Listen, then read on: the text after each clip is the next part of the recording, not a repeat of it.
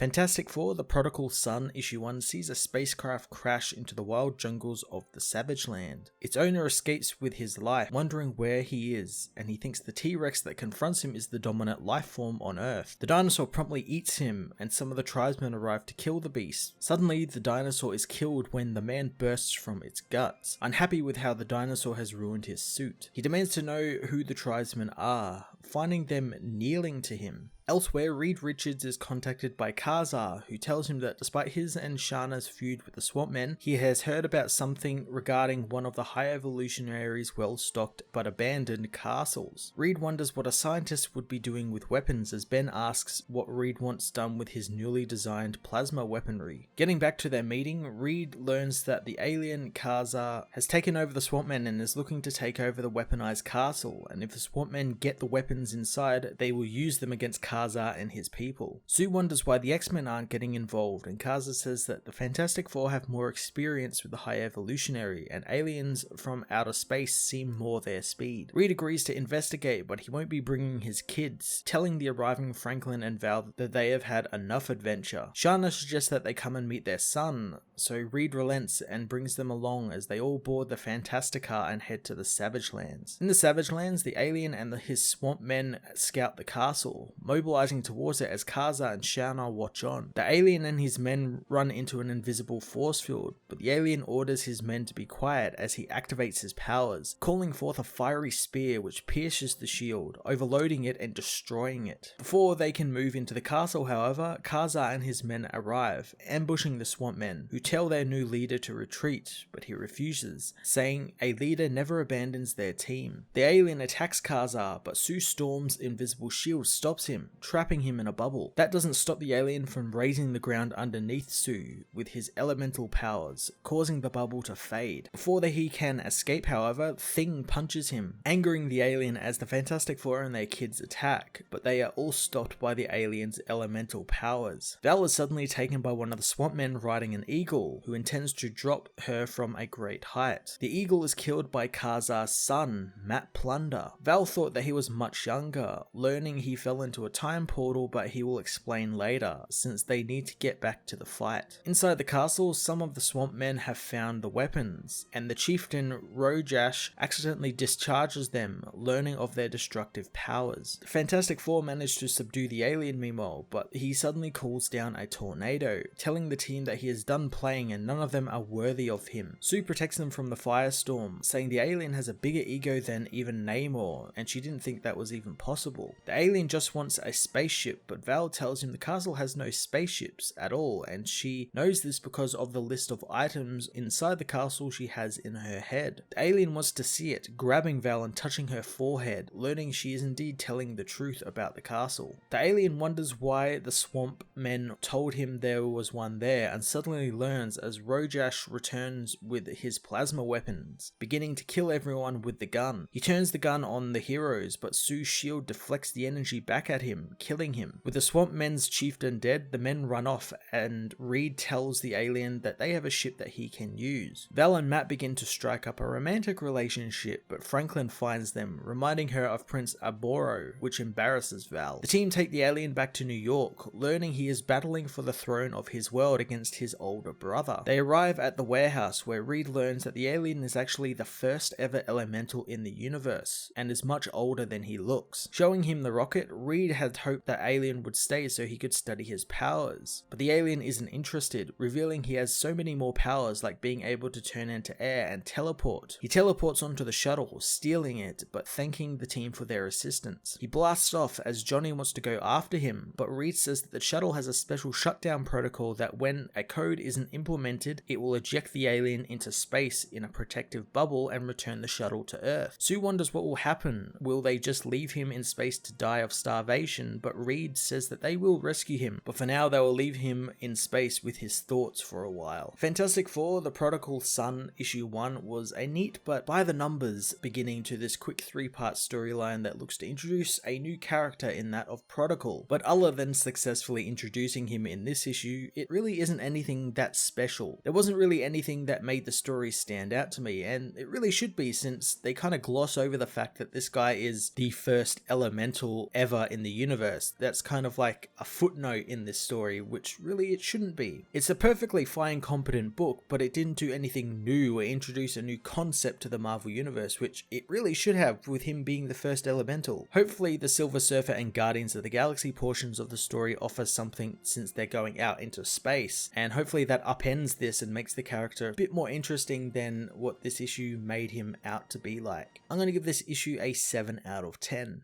Hey everyone, thanks for watching my newest video. If you enjoyed it, you might also like to check out my other reviews here on my channel. You can also follow me on various social media platforms like Twitter by searching Matt_FOS, or even join the Comic Multiverse Discord server and chat with other comic book fans, including myself and Joel from Cape Joel. Want cheap comics and trades? Head over to the Book Depository with the link in the description to get the cheapest trades and comics around, along with free shipping anywhere in the world. Until next time, this has been Matt of the Fortress of Solitude. Thank you so much for watching.